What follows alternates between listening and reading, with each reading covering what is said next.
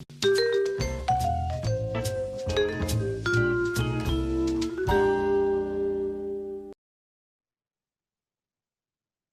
everybody. Thanks for tuning in. This is the Thursday show. If you didn't figure it out, we're going to do this on Thursday. What I'm also here to tell you is that we're going to do this every Thursday where the hype train is leaving the station for the best tournaments in the world. Specifically, we're going to be talking about the Frontline Gaming Network Atlantic City opening happening this weekend. I am joined this evening by Adam Camilleri.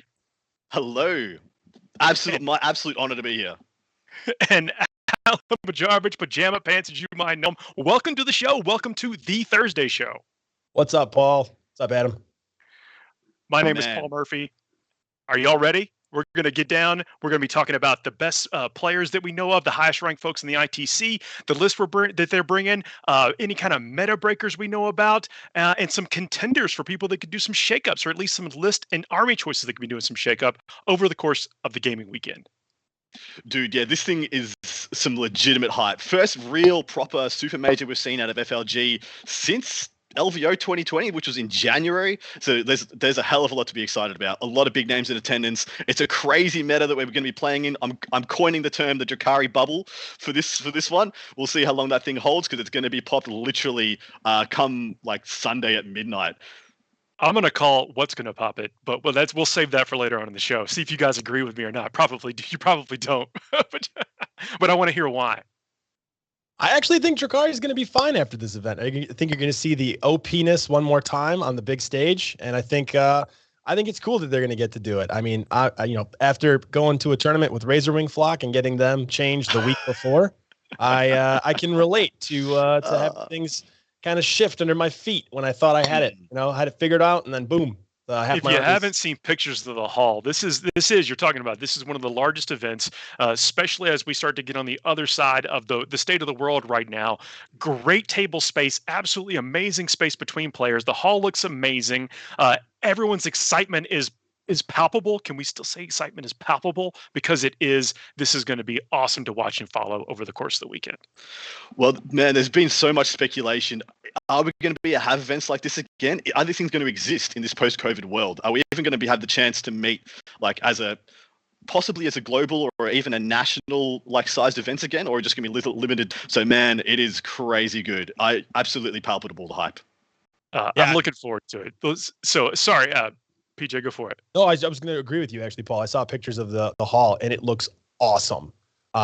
Really, really cool. There's so much room around the tables. I think, I hope that even when things go fully back to normal and COVID is in the history books and we're not even worried about it anymore, we still keep this space that I see around the table. It's so nice. I really like it a lot. The only thing I want to see, as much as I want to see a space around the tables, is tables just a little bit higher off the ground. You ever go see those bar stools height tables? You just get one of those and you're like, this is the dream. This is it. The pinnacle. Oh yeah. For me, that's me at bar stools. Yeah. That's 100% a must because lower back pains suck after the end of the event. So do we want to talk about when we said we're going to cover Atlantic City Open right now, but we're going to cover the rundown each and every week again. So if you haven't, I guess you didn't even know we were doing this until a few minutes ago, but mark your calendar, make yourself a reminder, pin it, stick it. What do people do to let themselves know? Hit the bells or something like that. We're going to be doing this, and I think it's going to be neat to track how lists evolve and change. Do we want to talk about a little about what's represented there? We have the faction breakdown players and their rankings, well, at least the players and the factions and what they're bringing brought to us or allowed for us to use by BCP, and I want to talk about it. Yeah, BCP lovingly been able to give us some pretty rock solid data on the representation of the field. Unsurprisingly, the single most represented faction or sub faction is Drukhari. They're coming in with 34 players out of the 287 listed non-registered submitted paid up players.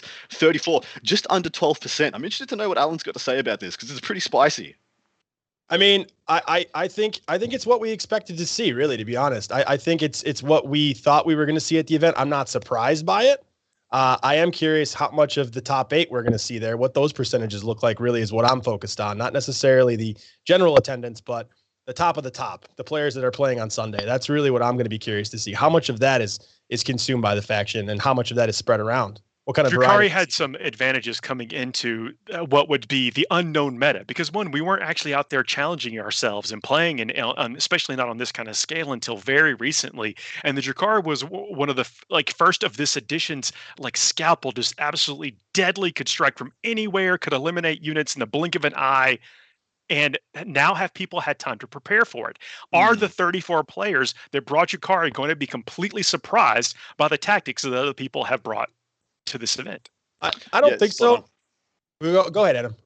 No, yeah, spot on. I mean, I honestly think so. I think, just to, calling my shot prediction, Babe Ruth staring off into the corner. Drukhari's probably going to take out this event. This will be there. They are super strong, obviously head and shoulders above the rest of the pack. We have seen some top players of the ilk we're going to be talking about later, gentlemen like John Lennon, who have, scraped and clawed and put in 20, 30, 40 games into building counter Drukhari lists. And I'm really keen to see if they can go the distance. But for my mind, there's nothing that's going to keep Drukhari off the podium. Yeah, I'm gonna have to disagree. I do not think Drukhari will win this event, but I do not think it's going to be a factor of what opponents bring. I think it's predominantly going to be a factor of the terrain. I think the terrain is really going to cause a difference. Notice I said nothing keeping off the podium. I'm not sure they're going to take first place. Definitely, I can see him on the podium. So there's a few things to discuss whether or not they can take first place. It's of course the players, the pilots of these lists, the missions themselves, the terrain, and then the counter. The fact that everyone knows they're going to exist. So if you're even bringing anything else, how do you not put some kind of safeguards in your list against things like that? Yeah, and I think we're seeing people do that, right? So people like Lennon's was famously playing kind of an Ultramarines army over on Art of War for a while, and I know that there's a couple people actually going with that list. So it is definitely a counter. We see Siegler taking a Tau army. That's a counter. Yeah. And I think AdMech in general, old AdMech book, is a counter to Dark Eldar on these tables going first. Dude, absolutely. Yeah. And so then we come to this. So Alan and Paul, you both guys who at the time had to play meta list, had to play counter meta list. We get to this point where things are so polarized by the big dog at the top that you have the lean in or the lean away factor by the top players.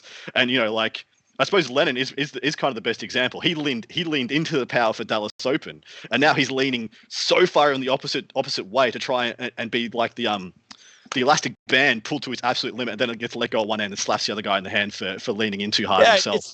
It's common to see really good players design an army that they think is with meta, and then immediately go, okay, now that I found this with meta, everyone else is going to be on this in a month or two. How do I transition from this now to counter it? Because I want to go to the next. They're really the leaders of the meta. So that's really what you're seeing with those kind of players, and they're trying to constantly move forward to the next thing and also be efficient against everything else.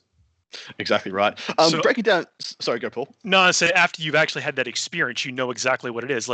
These tools eliminated this, that, and the other. So you take the things that are not susceptible to that. But again, we have to ask ourselves, isn't even possible? Are there counters out there? And that's why actually my shot. I think that Death Guard are a strong faction, and they're going to go a lot deeper in this event than people expect. That's a hot take, Paul. Go ahead, Adam. I don't mind that call. I think I can definitely see a Death Guard player cracking the top 5. Definitely see that as an option. A 287 player event, calling the top place in a 9-rounder is a very hard thing to do. But I'm willing to do it. I'm willing to risk it. I'm willing to say. I think all three of us are going to be wrapping up with our calls for either faction or players to hit the podium by the end of this bad boy. And then we're going to pay each other out next week when we're all wrong. So tune in. But breaking down a couple of other super faction statistics. So Imperium, no surprise, usually they make up about, usually it's between 50% to 2/3 of the meta, but here they're actually a little bit less than that. They're actually 44% of the meta, 127 players out of the 287 registered lists. So 44.41%. What do you make of that, gents? I mean, that's a lot of players who started 8th edition with the Marines book. A lot of players who really put in the time and the love and the passion into making one of those armies. And let's be real, Marines dominated the scene for a long time. My baby orcs got crushed by them right after Nova in 2019, and ever since then, really, Marines have taken over. And these are the players who are sticking with them. Well, yeah, they've had Power Armor has seen, I guess it's had maybe it's heyday, but I don't think so. I still think Marines are a very forgiving army, and what we don't 100%. have, at least I don't have on this here, is the breakdown of the chapter tactics that are on display here. It's Yeah. very likely that some of these players brought their army that they love. The what they've hobbied into, and that's it. They're not concerned about what the meta is, or what the Drukhari might do, or what anything might do. Can they kill XYZ thing in turn one, kind of thing? It's not what's on their mind. It's about being a hobby showcase, and I think it's fair to point that out, and that may be representative of why that number is so high. So I can give us the Space Marine breakdown. So starting off the top, the most represented Power Armored faction, apart from Sisters, which is actually one higher than this, is Dark Angels. They have got 17 lists present. That was going to be my bet, actually. My bet was going to be Dark Angels.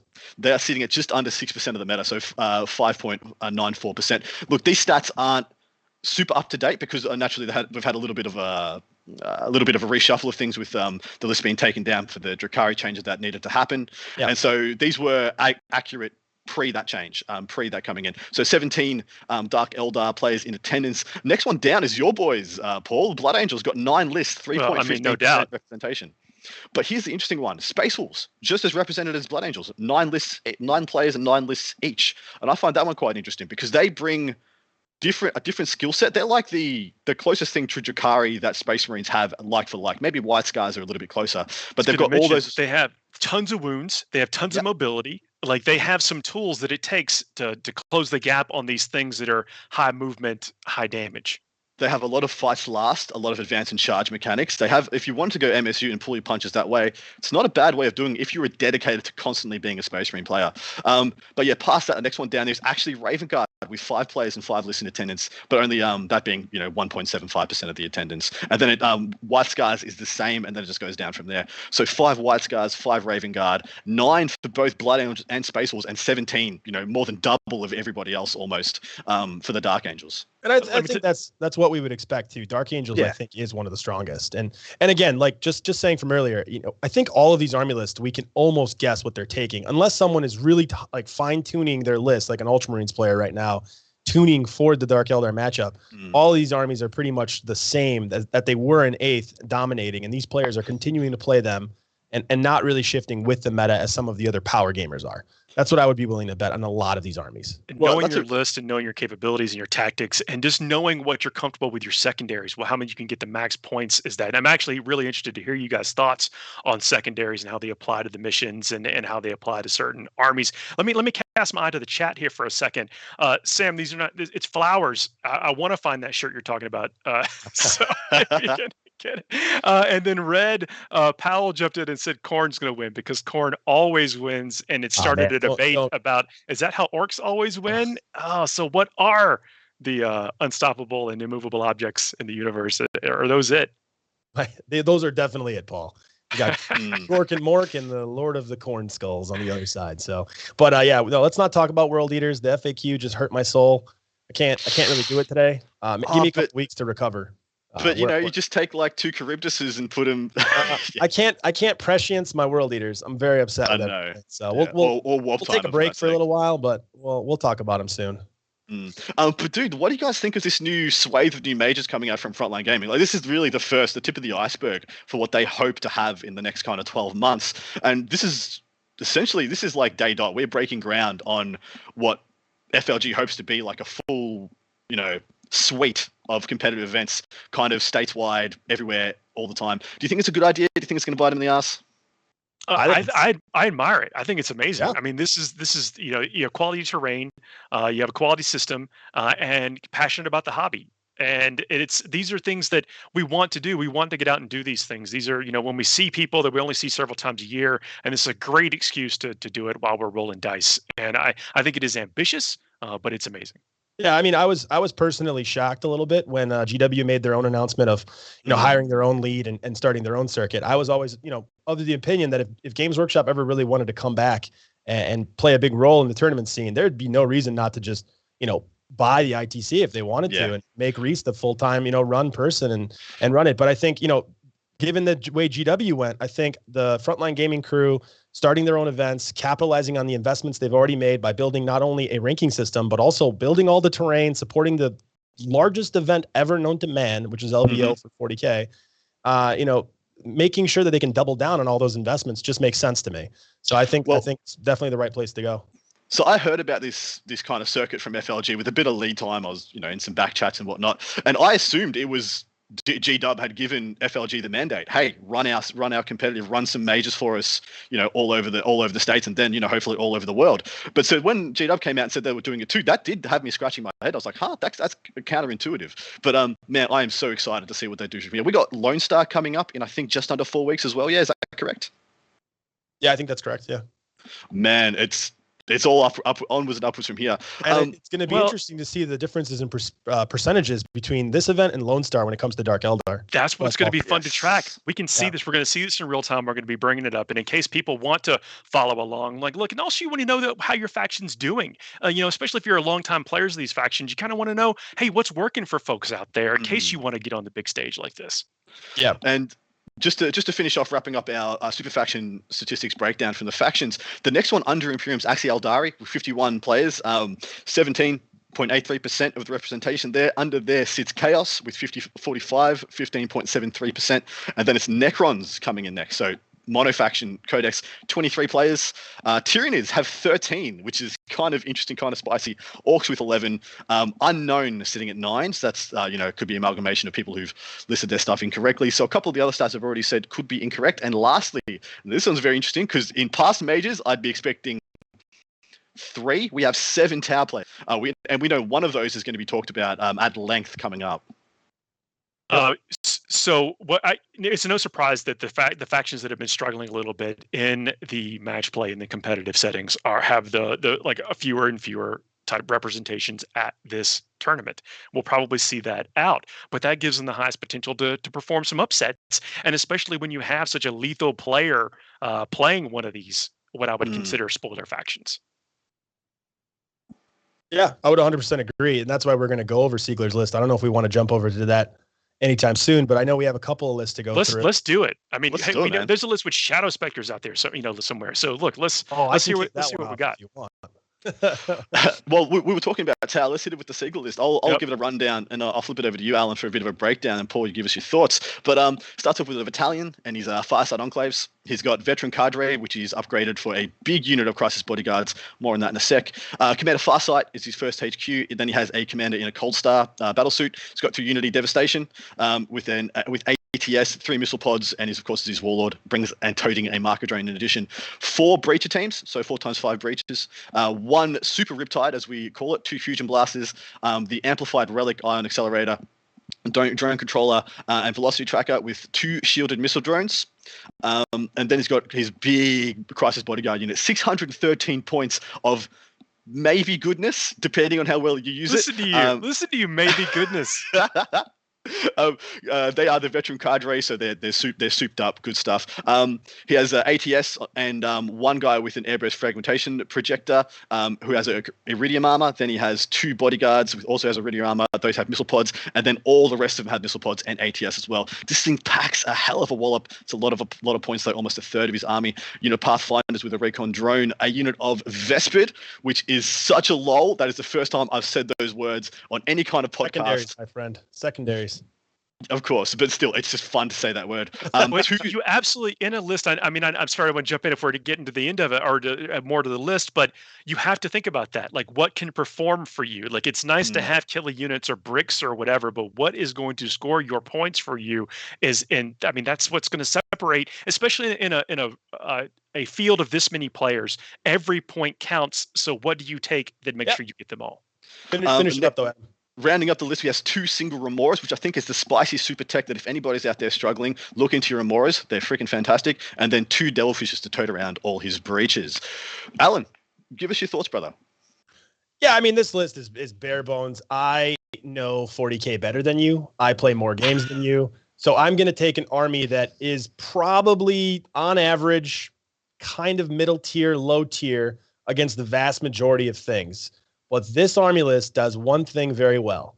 If your intention is to fly up in my face, charge me, engage me, and shoot me with flamers that are inside transports, or try to throw some really crazy characters at me that can do 40 attacks, it just won't work. It's just going to stop you dead in your tracks. So if that's your strategy, which is basically the Dark Eldar approach, this list tells you to pack up your models and go home. That's what it does. What's stopping them in the tracks? Is it the volume of fire? Is it the coordinated Overwatch? It's the volume of fire. Yep. It's the volume of fire. It's the screening potential. It's the coordination of just basically like all of the Overwatch that's potential in the list with all of the extra units that can support it. It also has the ability to score secondaries very well because it has the fast units to do those. It has units that can do actions that you're not really worried about doing the actions. They're not taking away from anything. And it has the ability to use reserves as well and come in from different parts of the board. So it's not going to be the most mobile army, but if you know your opponent's army very well and they're playing Marines or they're playing something else, you could potentially play out of a kind of a rough matchup for yourself because you have the firepower. And if you just are a better player, you can win those games if that's your goal. But really what it does is it stops Dark Eldar just because of the amount of firepower and all the special rules Tau bring to that firepower. Whether it's the marker lights, whether it's the stratagems that the army has, or whether it's Overwatch. That's really what it is.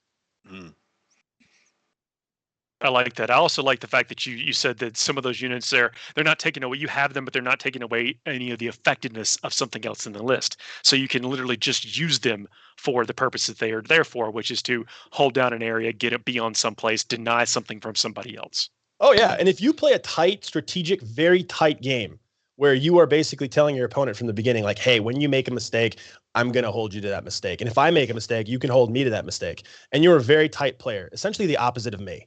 If you're super, super tight, you're going to beat people just on mechanics. This is a mechanic army. That's what this is. And people are not going to see it coming. But at the end of the day, if you run into someone that has the counter to this, and there's a lot of really good counters to this list, and they are also a very high tier player, that's where there's going to be a concern.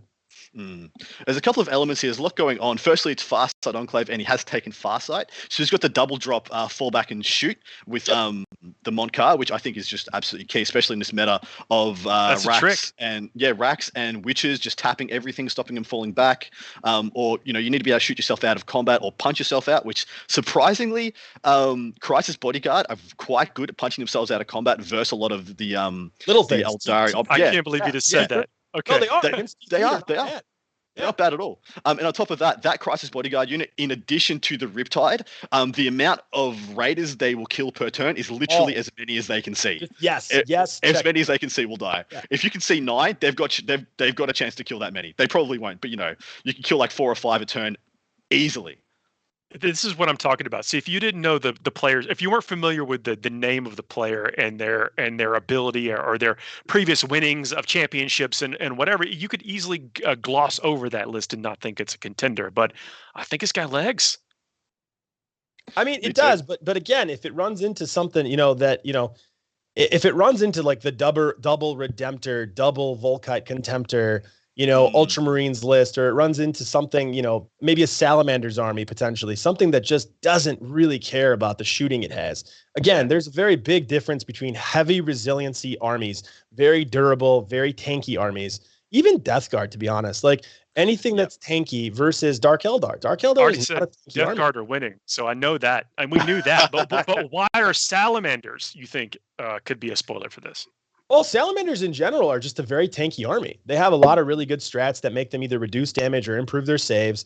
They have a lot of really good units that dish out a significant amount of damage and really are hard to kill. They're just ultimately hard to kill. They can do a lot of really good things to make the army harder to kill. And their overall chaplain on the bike is just gross. I mean, you can make a character in that army that can run through most of this, to be honest. And that's really the concern there. Like, what does Mortarion do to this? I don't really know. Like, it could be bad. He'd probably get shot. He would. I mean, that's my hot take. He would get shot. But hypothetically, if the guy running the Mortarion just rolls slightly above odds, he's going to put a hurt on this army list. I mean, so there are some things in this list that do well into Mortarion. The fact that you can have the rerolls to wound from the what's it called, the control command node. So rerolls to wound that props you up against Mortarion quite nicely. But your rend isn't that great because everything just takes him to his 4+, minuses on your D3 damage, which makes D3 damage really bad, and then he gets to feel no pain as well. So look, it probably takes you like 3 turns to kill him with this list. But what I think the Deathwing lists actually go quite well into this. Like, how does it kill Thunderhammer Stormshield Terminators? Like, I think if you had like 20 of them, it would be a hard time. But then I think Siegler's just trusting himself. He's just be like, I am Richard Siegler, and he'll just robot you and win the game. He's 100%. He's 100% mechanicking this. This is mechanic. You can blank a lot of turns with this. I think what I got the impression from those units said if they just with a little bit of luck, a little bit of fortune, a little bit of benefit from terrain or whatever, then you've blanked a turn from your opponent, which is just while he's just out there mathematically scoring, putting himself out of reach, putting the game out of reach for you. Yeah. Who do you want to go to next, gents? Honestly, let me go to Justin Curtis. Yeah, go for it. I pulled that list out. I kind of know it by heart a little bit here. So it's a Death Guard arm. He's got a Foul Blight Spawn, a Putrefier, a Chaos Lord, a unit of Pox. So there's a big unit of Pox, and then he's got a Tallyman in there. So that's the Death Guard detachment. Then he's running the Cult of Duplicity. He's got Ahriman, 2 units of Rubrics, a Fire Raptor, yes, and Mortarion. Whoa, is this 2019? Yeah, what is going on? It's happening. Ahriman Mortarion list, so he's able to do it for one more tournament. He's having his fun. He's warp timing his Mortarion with his Ahriman, which is pretty much guaranteed. He's got a Fire Raptor to clear screens, blow up raiders if he goes first. I mean, it's a very good army. The Death Guard part with the Blightlord Terminators, he has a full rack of them. They're just taking a part of the board. I will say that one of the in this transition to this edition, I do think people have gotten somewhat lazier with their screens, and the Fire Raptor is really great at. I mean, look, you can laugh at it all you want. It used to be dominant. It's been less of a favorable choice, I think, for a lot of competitive builds. But it can zip over, get right next to something you'd prefer it to not gun down. And then guess what? You're picking that thing off the table. Yeah. Whatever it landed next to. I mean, if the Blightlords take center board here, the Fire Raptor does cleanup work by cleaning screens up so Mortarion can get where he needs to get, or just blowing up Dark Eldar Raiders. The list is working. And then the really cool thing about the list is he has a psychic power in that cult where he could pick up one of the Rubric squads and just teleport it anywhere on the board, 9 inches away. And those Rubric Marines are -2 rend bolters. So if you have some small little units hiding somewhere, trying to screen someone out or trying to make sure you don't come up behind them. Oh, look, my unit of cultists is here behind this ruin wall. Not anymore. Those guys are dead. Like, he's going to be shooting people. Like this list only throws haymakers. Like, it does not do anything else. It's just literally swings just and swings in your face. Yeah. I like it a lot, man. I think it's quite clever. The addition, the duality of having the Fire Raptor and Morty in the same list actually poses some significant problems for people, because people will be like, oh, I can screen out Morty for this turn. That means I can focus on the Fire Raptor, and then that gets flipped on its head, doesn't go the way you planned, and you're screwed. Or vice versa, you call your shot on the Fire Raptor, don't get it down, and Morty runs through your lines. It's actually pretty cool. It's target confusion. The same things that drop a Fire Raptor are coincidentally pretty much the same things that drop Mortarion. And just like we said, you're castling up, figuring out how do I delay Mortarion. Well, you pushed all that stuff forward, and you left this big vacuum, this hole, probably exactly the same size as the Fire Raptor base to go and land and begin to burn things down. Yeah, I think it's a gross army. I think it's really good. I'm expecting to see Justin Curtis go very far. He's one of the better players in the country. So I would be surprised if he's not in top 8. We won't talk about the theme of how Tzeentch and Death Guard do not get along. But maybe they're not. They're not getting along. They're there for a common purpose of eliminating the threat, and then they'll turn on each other. Yeah, and legitimately, if that list just goes like first, 5 games out of 6, you're going to see it in the top 8, because it's just going to smash you first. Yeah, it's a gross army. Yeah, to be honest. So, and it's resilient even going second. So, I might throw up our current. We should give a little bit of breakdown of the kind of the field, the players of the field, because we do have 10 of the top 20 current ITC ranked players in the world playing this event. The first of those being Mr. Sean Nayden himself, current first ranked player. The next one being our ranked 4 player Brad Chester. And then Seth Piper, who's ranked 7th, Marshall Peterson ranked 9th, and then Charlie Andrai at 10th, and so on and so on. But yet, it's 10 of the top 20 of the world are at this event. It's going to be a Shark Tank towards the end, isn't it? Oh yeah. One can hope, because what is this? This event it plays out over 2 days and then cuts to a top 8. Yeah. So it's very similar to the LVO format, yeah. Yeah, I think it's 6 rounds, top 8 play the last day. That's my understanding of the event. Really exciting. Just a breakdown of that those top 10 players and what they're bringing. Naturally, we know what Sean Nayden is. He's an Aeldari player through and through. He's bringing that faction. I think it's primarily Drukhari. I think this counts as Drukhari by any other name. By any other, it's wearing a Harlequin mask or an Eldari mask. Look, that's okay. That combined. Look, I mean, this is. I love it when those super factions can kind of come together and borrow from each other, and then put together in a way that is, it's almost like a symphony on the table. See all these things how they link together, and it matches the lore. So I'm good with it. Enjoy Doom and Jink and all that stuff working for other stuff though, other craft worlds, because that's all going away soon. So we got Brad Chester taking Drukhari, and then we have Mr. Seth Piper taking Necrons, as is our 9th placed ITC player Marshall Peterson, both taking Necrons. Then we have Charlie Andre playing Dark Angels. Then we have another Drukhari, Adeptus Custodes, and Mr. Mark Hertel playing his Admech to round out.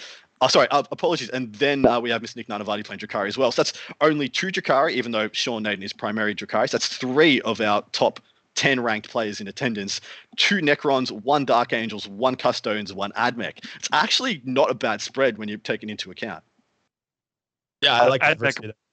Yeah, positioned, I think, to do really well. I mean, they're a very shooty army. We know that terrain is going to be a factor. The armies that can ignore that type of stuff, I think, have the advantage, especially in the early rounds. And I think that's what's is going to be really telling is that middle rounds is to win some of these lists and some of these tactics start really colliding and throwing sparks. Yeah, spot on.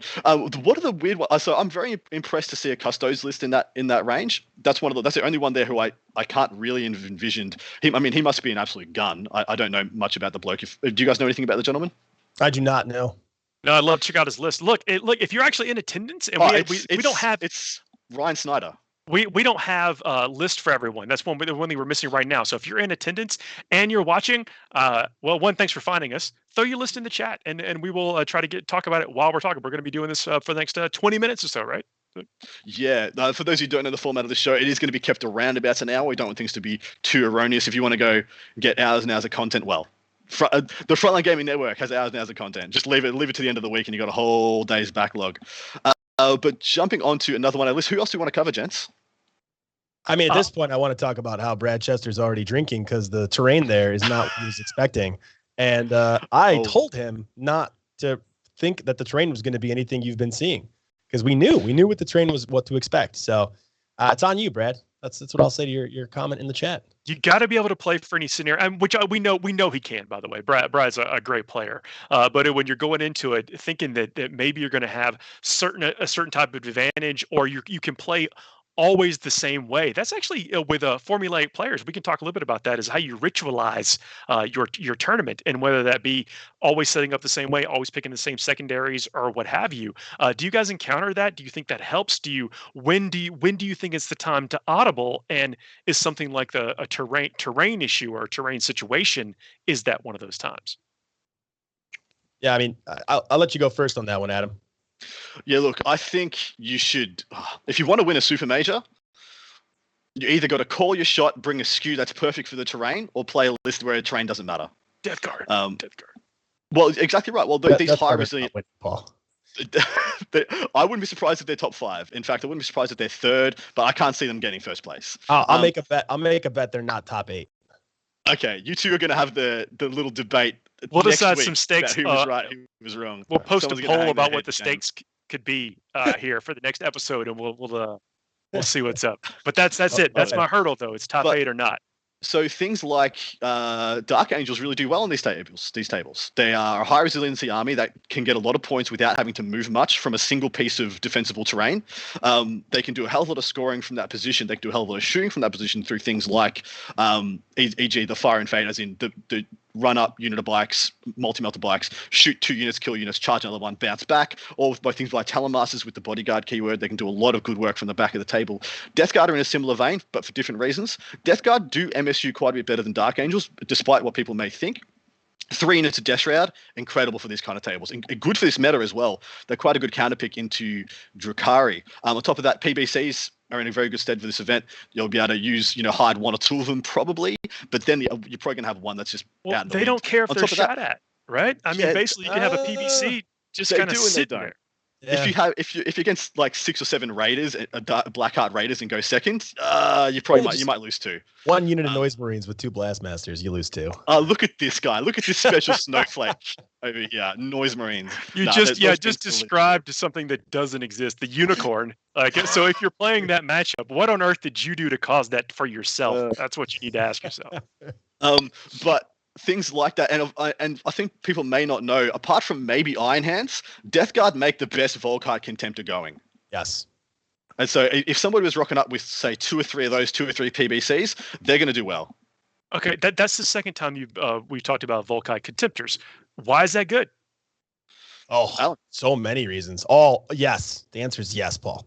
What? Okay, yes, but why is it good? Is it the damage? Is it the fact that the body of it reduces damage coming in? It's basically it slices, it dices, chops, and hops. Yeah, it slices, dices, chops, and hops. It's 16 shots. It's got good rend, damage 2, very far range on these tables, basically hitting whatever you want. Tons of different stratagems potentially with different types of factions depending on who you're taking them with. They have the ability to reduce damage possible in some armies. I mean, they just really the damage output. The mortal wounds on 6s, gross. I mean, strong. They're just strong. Amazingly good profile into Drukhari. Every single thing that they do into Drukhari is just premium. And price too, right, Adam? I mean, the price, you can't beat it. 150 points, right? Without the missile launcher? Yeah. I honestly think you don't take the missile launcher. I don't think so either. You don't need it. Yeah. You don't need it. It already does enough. It's already you distraction. Can make this guy... Yeah. So we talked about distraction. Oh, go ahead, Adam.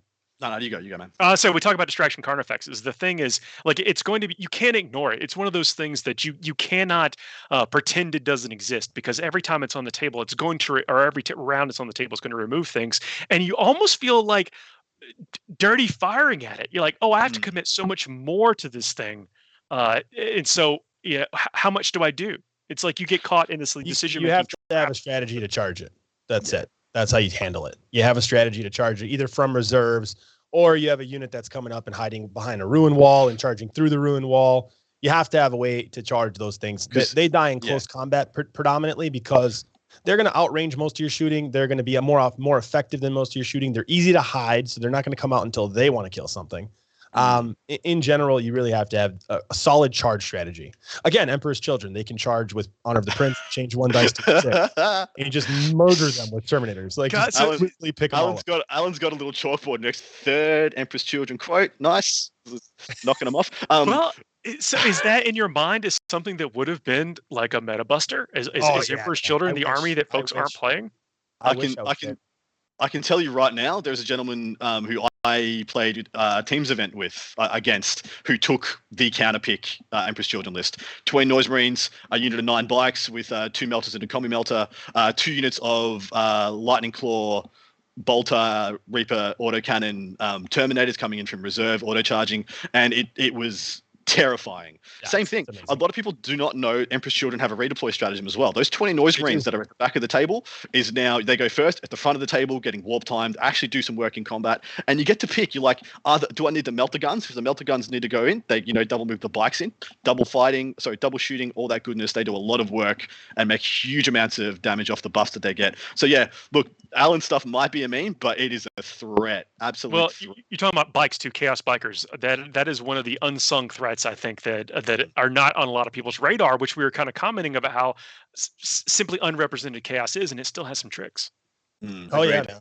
Take some Iron Warriors decimators, throw them in there. Oof, gets kind of spicy. Yeah. So, but we talked about this contender. Let's transition talking a bit about Lennon's list, because he is literally my pick for a podium. I think go ahead. Absolutely pick for a podium. He has been crushing with this list over on the Art of War channel. He's got a Ultramarine Successor Battalion, Master Artisans Whirlwind of Rage. So he's taken, and once I run through this, you'll see he's taken a lot of shooting elements, but then he's taken the Successor that gives him the duality of having good combat as well. He's got a Gravis Chapter Master, Chief Librarian, who's got Psychic Fortress, Null Zone, Might of Heroes, because he's got Psychic Mastery, of course. Primaris, Master of the Forge, with Rights of War. 2x5 Intercessors with Auto Bolters. 5 Incursors. A single unit of Servitors, because 30 points. 2 of these Contemptors we were talking about with the Volkites.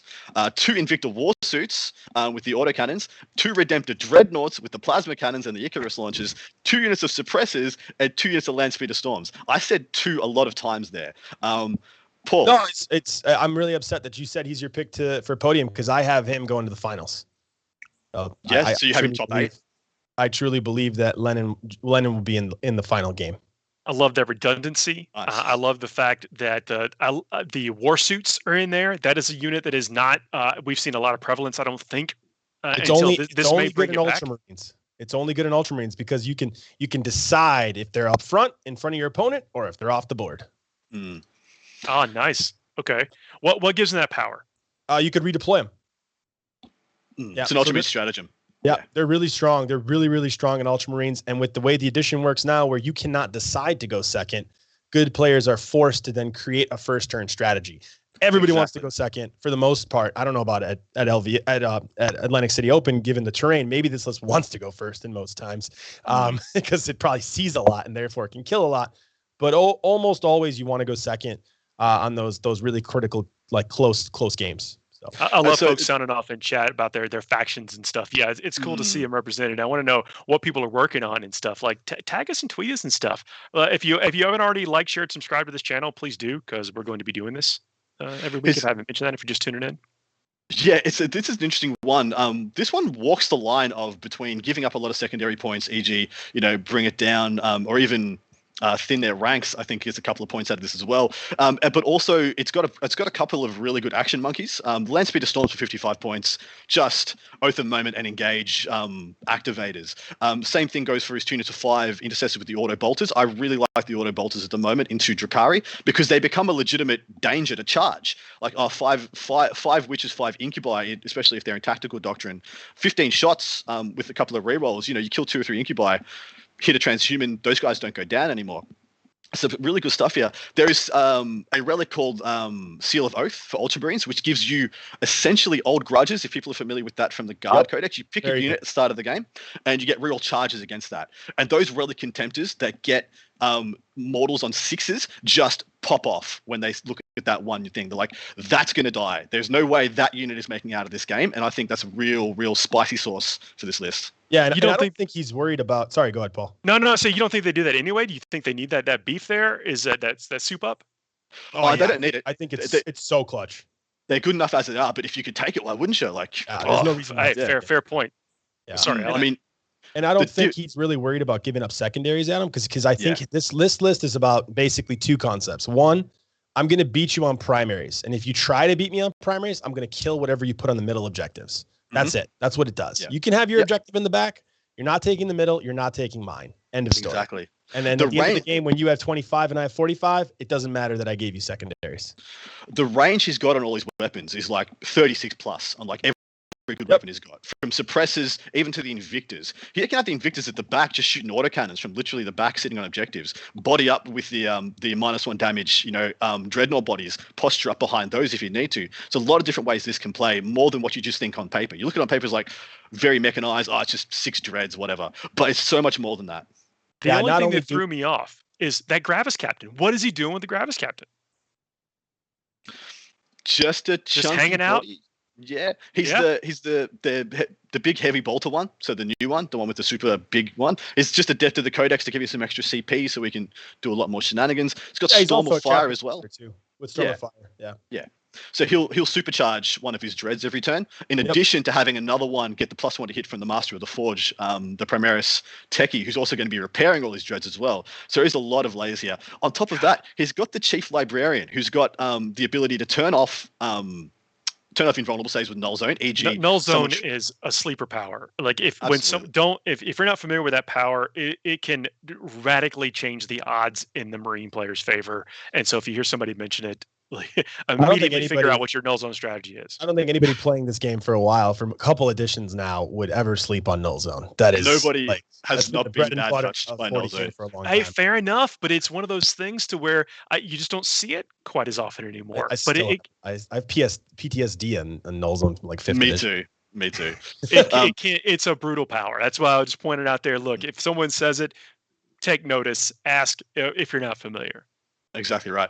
He's also got Psychic Fortress on that guy, so that Psychic puts out a bubble of 5+ invulnerable save. So you think about these, and also he's got Mighty Hero, so one of them will get +1 toughness. So he's got these 6, big bodies on the table. At any point, he can give them +1 to hit, rerolls to hit, rolling ones to hit, rolling ones to wound from a CP usage from Wisdom of the Ancients. He has Psychic Fortress for 5+ invulnerable state, and he has one of them getting plus attacks and plus toughness. There are so many double and triple down buffs here. Yep. I hope he plays Dark Eldar 6 games in a row and just crushes. Just crushes. I just want 6 people to be so disappointed in what happened at the they just went second to this army. And I'm pretty sure a local guy, Fred Fortman, is going with the very same thing. He's a friend of mine here in the Chicagoland area, and I think he's taking the same list. And I hope he plays 6 Dark Eldar players consecutively as well. So I don't know if they both could do it, but with 33, technically 34, 35, when you start looking at what the actual list, after parent faction players, they could both go 6-0. Or six Drukhari players deep, I guess. Yeah. Keep in mind though, the list is somewhat tailored for that Dark Eldar matchup. It is going to struggle a little bit against like that Justin Curtis army, that Fire Raptor and Mortarion. If Mortarion goes first, warp time's in their face, and makes his saves that first turn on one flank, he can crush that flank. The Fire Raptor also can crush a lot in the army. There's going to be a lot of other people with certain things. That Fire Raptor is a damage 2 weapon. It has volumes of fire and tons of multi-damage weaponry. Yeah, believe me, I think it's been on the shelf for a lot of people, like I mentioned before. But people are going to be walking away from this weekend going, you know what? I think I might need a Fire Raptor. Yeah, I think if Lennon loses, he loses to an army that he didn't really tool for, an AdMech type of army, or an army that can really hurt vehicles from range at the start, right at the start of the game. Legitimately, like that Fire Raptor comes over, and if I was the Fire Raptor player, I would just pick up all his objective holders, pick up the intercessors, pick up the storms, pick up the suppressors. Yeah, cool, man. Nice servitors. Yeah, I would do the same. Good luck doing actions, right? I mean, even an orc army. If someone goes with an orc army with 18 smash guns. Well, so the one I thought about was if somebody brings like the 120 Poxwalkers. Yeah. Does this have enough time? This does not have enough firepower, I don't think. No. The Poxwalkers are almost mandatory if you're playing Death Guard. I think you have to. One block of 20 for sure. Yeah, minimum. One block of 20 for sure. But if you're taking like massive horde, this list is gonna have a hard time. If someone shows up with 200 orcs, this is gonna have a very hard time. This is what we say when you lean away from the big dog top of the mountain, and you go the alternate skew. We've said the same things about Siegler's list. When you lean away or lean into combating a single thing, you do leave yourself exposed to other stuff. I suppose Lennon is the same ilk as Siegler. He's a very top player, extremely competent. He's probably like, well, I'm probably good enough to get myself past the bad matchups as long as I tool crazy 100%. Good for the what I expect to see from the other top dogs. I'm good to go the distance, and I honestly think that's a good way to talk about it. It's 100% true. I mean, these guys are saying if I'm playing the Sean Naydens of the world, if I'm playing the Brad Chesters, how am I winning that game? How am I going into that game winning? Well, I'm going to take the thing that counters them hard, and I think both Siegler and John did that. And I think also both of them are really smart on taking into consideration the terrain expectations at this event. Yes. I mean, their lists are designed for this terrain. They don't care. They're like, oh, the terrain's what I thought. Great. Whereas, Chester's over there going, the terrain's not what I thought. Well, when you can take a variable off the table, I mean, literally and figuratively off the table for yourself, you might as well do it. And that is one of the things you have to look for in list design. And these are some architects of great lists, especially in the last couple of editions. And we're seeing that play out here. We only have a few minutes left. Anybody want to be so brave as to list what you think the top 5 factions are going to be? You can say Drukhari. Something might appear in the mirror behind you when you do, but you can say it. Who wants to be brave and go first? Adam, I'm going to put you on the spot. You go first. Top 5 factions. I expect to see Marines. E.g., I expect to see Lennon in the top 3. I expect to see Drukhari in the top 3. If not Nayden, then somebody like Chester, somebody like Nanavati. I think Nanavati's list is far better for this terrain. He's taken a bunch of Chronos than some other Drukhari lists that we've seen previously. So I expect to see Drukhari, I expect to see Marines. And I'm going to go out on a limb. I'm going to say AdMech. Because, that's not actually going on a limb. I'll go on a limb and say Necrons for 4 of my top 5. We can maybe say top 3. Maybe we'll just discuss the podium, so the top 5. Alan, what you got? I agree with Adam on 4, right? So, I think Marines, a regular Marines, probably a Drukhari, probably an AdMech, and then probably a Dark Eldar, and then probably the one I would go with is Chaos. I think we're going to see that Fire Raptor, that Mortarion list. I think we're going to see Curtis. as Alan turns to his chalkboard and puts another notch. I'm contractually obligated to mention Noise Marines 5 times. We just had somebody point out no sisters. Interesting. Whether they didn't make either of our cuts. And yeah, I actually did. They didn't make my cut. They weren't even in the front of my brain. I mean, sisters are always on my brain. I just didn't really. We have two kind of small problems for the first show this week. One is we weren't able to see all the lists in detail. So if I could have went through and clicked on some of those sisters players, I maybe would have had a change of heart. But we know Mark Hurdle is there. He's playing Admech, so that's why I'm pretty confident about Admech making it there. We know Nayden, Brad, Nick Nanavati, all those guys are playing Dark Eldar. Someone's going to make it through there. We're pretty confident there's going to be a Marine player. I think it might be Dark Angels over Lennon, but I still think Lennon is going to make it to the finals. You just stole one of my picks. Dark Angels is one of my picks, I think, for the top 3. Death Guard and Drukhari. I think you can't bet against Drukhari right now because of the lethality of them and for the sheer volume of participants in the field for it. Yeah. So, speaking further to that, I'm just scrolling down our top ranked players, and I'm just going to Control F ourselves to. Going 5, I am putting Admech on there for absolute sure, and then I think that Chaos does have a shot. Yeah, I think so too. Just not Death Guard. So Chaos has we'll see. Again, we're going to put some stakes on this, and we'll see who comes out on top with that. And so this would be a reason why, because I was looking through about the 50 lists, and none of those were sisters players. So the top 50 players at the event. And I did not see, maybe there was one in there, but of those, I didn't see a single sisters player. I had to go to about the 150th ranked player. So there we have. No, we do have one. 46th ranked player, Matthew O'Hara playing sisters. And then the 47th ranked player, Timothy Buoda. So that is like a significant portion of the strength of the event not taking sisters, which is a little bit telling. Yeah, I would say if Brandon Grant was there, I would probably have sisters up there. Same. Yeah, same. It's not that sisters aren't strong. It's just that we think that the strength of the event, as in the players' strength of the event, are not taking that faction. Yeah. Oh, there you go. Well, I mean, that's basically our show this week. And every week we're going to be running down players, factions, the events. Alan, Adam, anything else y'all want to cover as we wind the first inaugural Thursday show down? Oh, just my absolute pleasure and absolute honor to be here. I'm so hyped. I'm so hyped for the first time when Paul and I can back this show up. We do this show on a Thursday with Alan, and then we back it up by having an Ocho stream for the event come the Friday or the Saturday. That is going to be so amazingly incredible to be involved with. Thank you so much to Val for letting me do this and putting this on. Thank you so much to Paul and Alan for being a part of this as well. Yep. I'd like to re-echo Adam's statement of thanking everyone, including the Val. No, it was pretty funny, actually, when Val reached out. He's like, hey, I was wondering if you wanted to do a show on Thursday, and like that's all he sent, kind of. And I was like, yeah, sure, no problem. He's like, but like every Thursday for Frontline. I'm like, yeah, sure, no problem. He's like, I thought this would be a longer conversation. And then he just like went off and did something else. Like, all right, we'll talk later, I guess.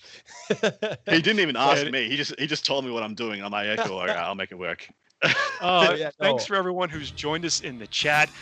Rich behind the scenes, like we have not moved the cameras once ourselves. This is happening. Look at this fabulous layout. Again, I really appreciate everyone tuning in. Please let everybody know we're going to be doing this, because we will be doing this, and it's going to be even better with y'all here with us. Thank you so much. That's all I want to talk about tonight. Adam, Alan, thanks for joining me. This is going to be an amazing journey with you guys. We'll see you next week. Good night.